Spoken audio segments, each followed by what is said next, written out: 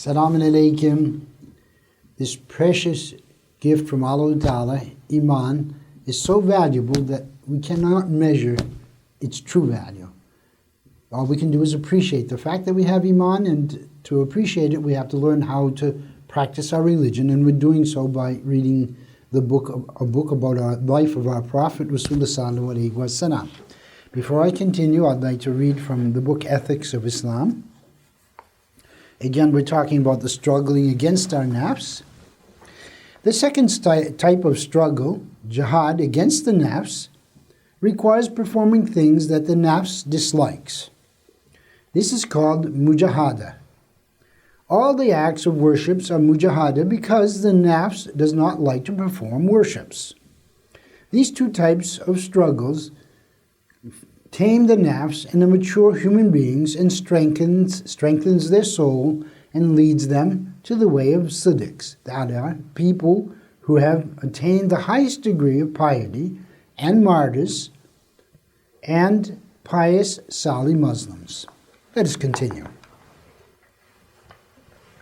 In order to explain the honor and importance of attending Rasulullah Sallallahu Alaihi Wasallam's sohbat and being next to him, that day, Umar bin Khattab radiallahu an said, "It was such a day that, is it possible to find such an honorable and precious day on which it was granted to see Jibril alayhi wasalam, the Archangel Gabriel, in a human form, to hear his voice, to listen to the information required by all creatures, so beautifully and clearly from the blessed mouth of Rasulullah sallallahu alaihi wasallam.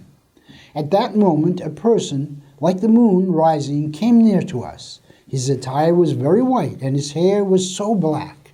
There was no sign of travel, such as dust, soil, or sweat on him.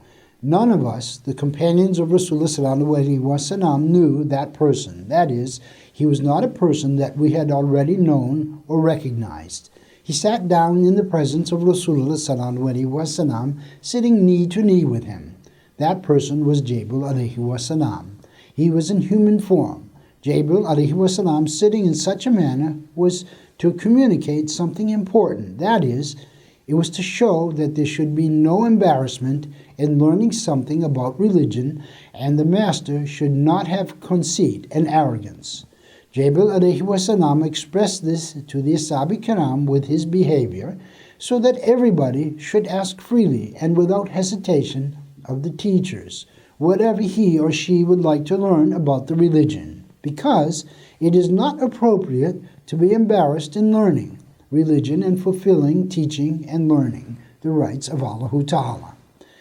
That noble person put his hands on the blessed knees of our master Rasulullah sallallahu alaihi wasallam and said, "O Rasulullah, tell me what Islam is and how it is to be a Muslim."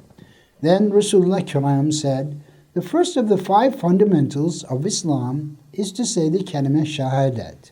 That is, one should say, Ashhadu an la ilaha illallah wa ashhadu anna Muhammadan abduhu wa rasuluhu.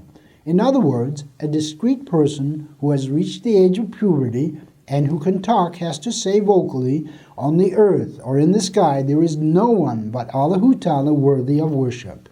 The real being to be worshipped is Allah Ta'ala alone. He is the Wajib ul Wajud, that is, the indispensable being.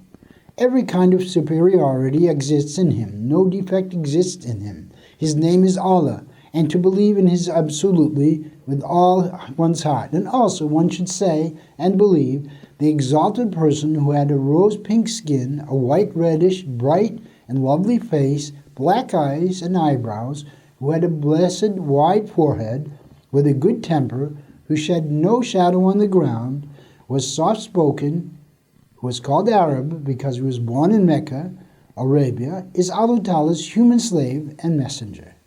to perform the ritual prayer, namaz, salat, when the time of prayer comes, to give the zakat of one's property, to fast every day of the month of Ramadan al-Sharif, for the able to person to perform the Hajj, that is pilgrimage, once in his life. That person, upon hearing these answers from Rasulullah sallallahu alaihi wasallam, said, "O Rasulullah, you told the truth.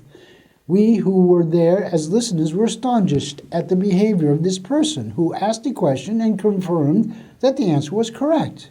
That person again said, "O Rasulullah, tell me now what Iman, belief, is." We should not think of the literal meaning of Iman in this Hadith Sharif, for there was not one ordinary man in Arabia who did not know its literal meaning, confirming and behaving. Certainly, the Ashab Kiram knew it too, but Jibril Alaihissalam wanted to teach the meaning of Iman to the Ashab Kiram by asking what Iman meant in Islam.